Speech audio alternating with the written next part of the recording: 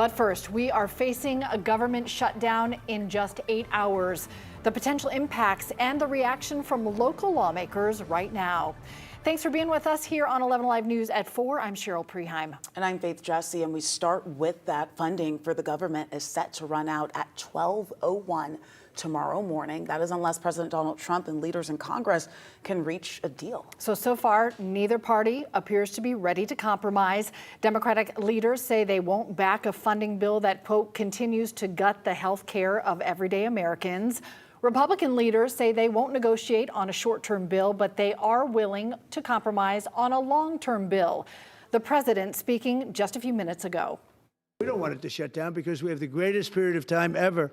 I told you, we have $17 trillion being invested, so the last person that wants it shut down is us. Now, with that being said, we can do things during the shutdown that are irreversible, that are bad for them and irreversible by them, like cutting vast numbers of people out, cutting things that they like, cutting programs that they like.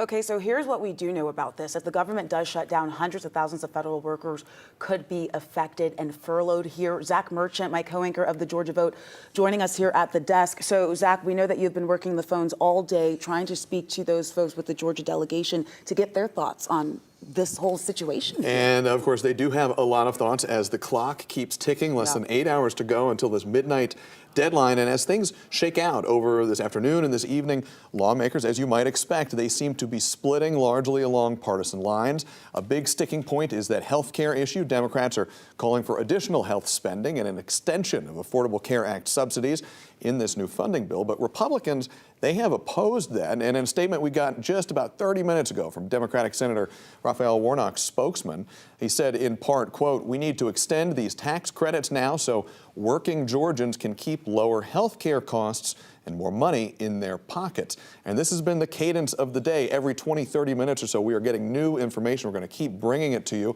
Another interview we just got about an hour ago was with Congresswoman Nikema Williams. She is also a Democrat. She represents Georgia's 5th District, and she argued that Republicans have a responsibility to reach a compromise deal. Republicans control the House, they control the Senate and the White House.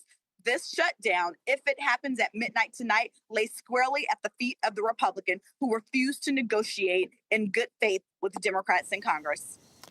So the Democrats there, you heard Congresswoman Nikema Williams, they're pointing the finger at Republicans saying, hey, it's on you to get this done. Republicans are doing the same, but in reverse. They're casting the blame and the obligation on Democrats. Congressman Buddy Carter, he's a Republican representing coastal Georgia. He is also currently running for Senate. He said in an interview with us just a few hours ago, a shutdown could be averted if Democrats in the Senate agreed to support a budget bill that would keep the government funded at roughly its current level for the next few weeks. If the government shuts down, it will be the Schumer shutdown. It will be because Chuck Schumer, John Ossoff, and the Democrats voted against the 7-week clean CR that Republicans, including myself, in the House passed. And legislators, they have until midnight tonight to reach a deal. You heard those statements. You saw the release from Senator Warnock's spokesman. Doesn't feel like a lot of coming together is happening, at least at this hour. But, you know, there's 8 hours to go here. So much urgency with the lawmakers, but I'm thinking about all the federal workers sitting at home feeling that anxiety, too. In Georgia alone, we have 111,000 people who work for the federal government. Yeah, and this is a bit of an unprecedented situation, too. We've gone through these near shutdowns. We saw an actual shutdown happen in the winter of 2018 going into 2019. Yep. In those cases, federal workers are typically furloughed. President Trump, in this case, has threatened to fire some federal workers if this shutdown is triggered. So the stakes are higher now. And I remember in 2018 that furlough, a lot of TSA workers were impacted trying to get back pay after weeks. And you're talking about a holiday season, too. Home of the world's busiest airport right here in Atlanta. Yeah, well, we'll definitely see. Thank you so much, Zach, for breaking that down for us. This is something that we are going to stay on top of, this potential shutdown. It could hit your wallet harder this time. So in less than 15 minutes, we have why experts are sounding the alarm and some information that could help you out.